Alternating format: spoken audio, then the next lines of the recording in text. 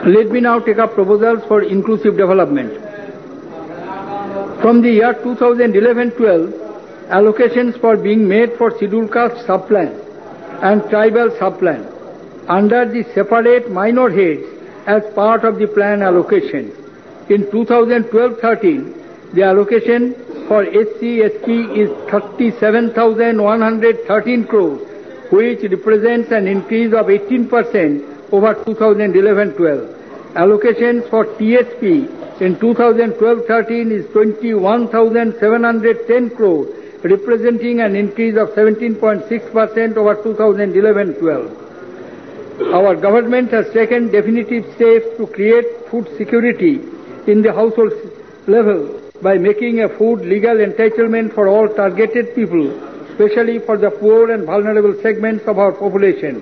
National Food Security Bill 2011 is before the Parliamentary Standing Committee. To ensure that the objective of the National Food Security Bill are effectively realized, a public distribution system network is being created using the Aadhaar platform. A national information utility for the computerization of PDS is being created. It will become operational by December 2012. Following the decisions taken in the Prime Minister's National Council on India's nutritional challenges, a multi-sectoral program to address the maternal and child malnutrition in selected 200 burden districts is being rolled out during 2012-13. It will harness synergies across nutrition, sanitation, drinking water, primary health care, women education, food security and consumer protection scheme. In this context, Integrated Child Development Services Scheme is being strengthened and restructured for 2012-13. An allocation of 15,850 crores has been made against rupees 10,000 crores in 2011-12. This amounts an increase of over 58%. National Program of Midday Meals in Schools has enhanced enrollment, retention, attendance, and also helped in improving nutrition levels among the children. In 2012-13, I propose to allocate 11,937 crores for this scheme as against 10,380 crores in 11-12. Rajiv Gandhi scheme for empowerment of adolescent girls, Shabala, has been introduced last year with a view to address the nutritional needs and other educational and skill development initiatives for self-development of the adolescent girls in the age group of 11 to 18 years. For 2012-13, an allocation of rupees 750 crores has been proposed for the scheme. Along with the water quality, poor sanitation is one of the factors contributing to the malnourishment. Honourable members will be happy to know that I propose to increase the budgetary allocation for rural drinking water and sanitation from 11,000 crores in 2011-12 to 14,000 crores in 2012-13. This is an increase of over 27%. Pradhan Mantri Gram Sadak Yojana has been a successful program.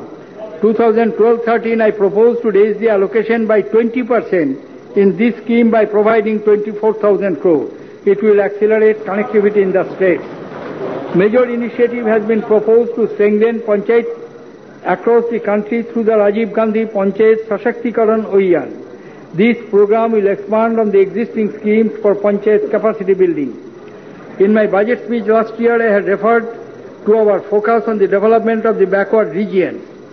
We have decided to carry the backward region grant fund scheme into the 12th plan with an enhanced allocation of rupees 12,040 crores in 2012-13, an increase of about 22% over BE of 2011-12. This includes the state component which covers projects in the backward areas in Bihar, West Bengal and Kalahandi, Bolangir, Koraput regions of Odisha. Development projects for drought mitigation in the Bundelkhand region and projects under the Integrated Action Plan to accelerate the pace of development in selected tribal and backward districts. This year I propose to enhance the allocation under Rural Infrastructural Development Fund to 20,000 crores of rupees. Further, in view of the warehousing shortage in the country, I propose to earmark an amount of rupees 5,000 crore from the above allocation exclusively for creating warehousing facilities under RIDF. The Right of Education Act is being implemented with effect from April 1, 2010. In the 12th plan, 6,000 schools have been proposed to be set up at block level as model schools to benchmark excellence. Of these, 2,500 will be set up under public-private partnership. Rashtriya Madhyamik Shiksha Abhiyan was launched in March 2009 to enhance the access to quality secondary education. In 2012-13, I have allocated 3,124 crore for RMSA, which is nearly 29% higher than the allocation for 2011-12. A scheme for education loan is being implemented by banks to ensure better flow to credit for the deserving students. I propose to set up a credit guarantee fund for this purpose. Health. They say persistence pays. I am happy to inform honorable members that no new case of polio was reported in the last 1 year. By modernizing existing units and setting up a new integrated vaccine unit near Chennai, the government will achieve vaccine security and keep the pressure on disease eradication and prevention. National Rural Health Mission is being implemented through accorded social health activists. The scope of ASHA's activities is being enlarged to include the prevention of the iodine deficiency disorders, ensure 100% immunization, and better spacing of the children. At the community level, a more active role is envisaged for ASHA. As the convener of the Village Health and Sanitation Committee, is as also to support the initiative on malnutrition. Since ASHAs receive activity-wise performance-based payments, this will also enhance their remuneration. I propose to increase the allocation to NRHM from 18,115 crore in 2011-12 to 20,822 crore for 2012-13. National Urban Health Mission is being launched to encompass the primary health care needs of the people in the urban areas. Pradhan Mantri Swasthya Suraksha Yojana, aimed at setting up of AIIMS-like institutions and upgradation of existing government medical colleges, is being expanded to cover upgradation of 7 more government medical colleges. It will enhance the availability of the affordable tertiary health care. The Mahatma Gandhi National Rural Employment Guarantee Scheme has had a positive impact on the livelihood security. For the first time, there is an effective floor wage rate for the rural workers. Distress migration has come down. Community assets have been created. Productivity, barren and fallow lands has gone up.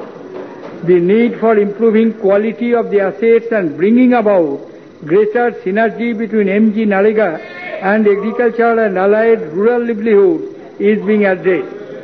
The Swarn Jayanti Gram Swarojkar Yojana has been restructured into National Rural Livelihood Mission to provide self-employment opportunity. A subcomponent, Mohila Kisan Sashактikaran Pariyojana, under NRLM seeks to provide better targeting of the women farmers.